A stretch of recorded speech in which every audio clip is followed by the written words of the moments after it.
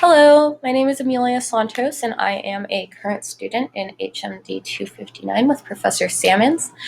I am going to be discussing successful procedures for packet production, tips and tricks on what to include and what not to include, and a few other helpful facts regarding packets. So, welcome to this helpful guide of putting together packets for conference attendees. After viewing the PowerPoint, I do ask that you participate in a poll I created using Poll Everywhere to provide some feedback in regards to whether or not the training was beneficial or what I could do in the future to make it more useful. And feel free to use this as a refresher when needed in your future. Conference packets are very important because attendees spend their days at conferences and they look through packets for distraction, to fill time between sessions, for clarification on when something was or where something was. Without a packet, attendees can lack answers to questions that they have, and this can cause congestion in walkways or too much traffic around help desks when we are understaffed, and the answers could be found in the packets. Preparing packets effectively will prevent attendees from leaving packets lying around throughout the convention, although you can't stop this altogether. Preparing them successfully will minimize those scattered packets at the end of the day. Attendees want specific things in their swag bags. They do want attendee-specific information. So, say Anne is working for XYZ car company and she comes into town for SEMA. She would be thrilled to find a customized pen commemorizing her visit to SEMA, as well as something personal regarding her. So whether it's her name and her title, and her position in her car company, that would be a great thing for her to find in her swag bag. Attendee-specific information can also include USB drives with specific information on vendors that could be useful to that attendee. Clothing is a great item to include in swag bags. A simple event t-shirt would be enough. Attendees do want a practical memento that can be enjoyed time after time, and so a simple t-shirt is a great example of that perfect swag item. Another one would be gifts for family. Business travelers travel home, they return to their kids run up to them, they say, "Did you bring me any presents?" And Jim pulls out a stuffed monkey wearing a SEMA t-shirt, and the kid is thrilled because monkeys are her favorite animal, and Jim is thrilled because he was able to provide something to her that was sweet, but also at the conference's expense. There are a few things that should not be included in packets. So things to consider for traveling guests would be items that don't make it past airport security, such as toy guns per se at a NRA conference. While it sounds great at the convention, it wouldn't necessarily make it past airport security, so it wouldn't be a very positive memory of the convention when they remember the struggle they had with airport security.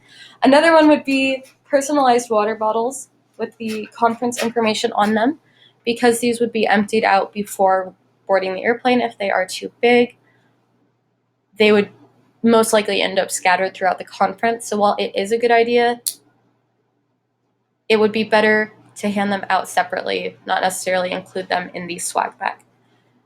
Low quality goods such as cheap mugs, broken pens, pens with small amounts of ink. It's important that we spend time choosing quality items for the swag bag. Otherwise, attendees will just throw them out automatically before they give them a chance to break on their own. Logos all over everything are not necessarily necessary in a swag bag. It does not need to be the biggest mark on each item. They do know that they are at the conference they signed up to be at. When the logo is all over everything, attendees are sometimes less likely to want to keep that material that is in the bag.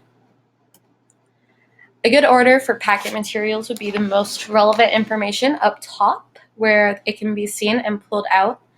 The program should be placed at the top of the stack. It would be a good idea to have a folder specific to the event that event information can go into, as well as information about maps and the event app, because most events are coming out with apps that have all of the necessary information right on that app, all in one place on your phone. It will save paper, but as we're pushing to go green in the future. We do still print off a lot of paper, so just guiding them to the app is always a great start. Some fun sample items that you could include in your swag bag, or not include, are USB ports, because they are extremely useful to the event attendees, and you can personalize these at a decent cost to have your business information on them, so they are a great promotional item. The t-shirt example would be great. It's just a perfect example of an event t-shirt. The toy gun would be a no-go because of airport security, and also just it's important to know where you are regionally in the United States and how controversies can spread over some of these swag bag items. The basketball drawstring backpack is a great example of a swag bag and how it can be made specifically to an event. So say I was at a sporting conference and I wanted to give all these to my attendees, that would be just a fun way to do it. The pens, while cute, do look cheaply made. They are seasonal. They are likely not going to last all year for the attendees. So they are an example of something that you would want to switch out for a more quality item. That being said, these are the sources I used when putting together the information. These were great articles and they were extremely useful to me during my presentation. And that is it. Please look for the poll everywhere in the YouTube description. And thank you so much for watching.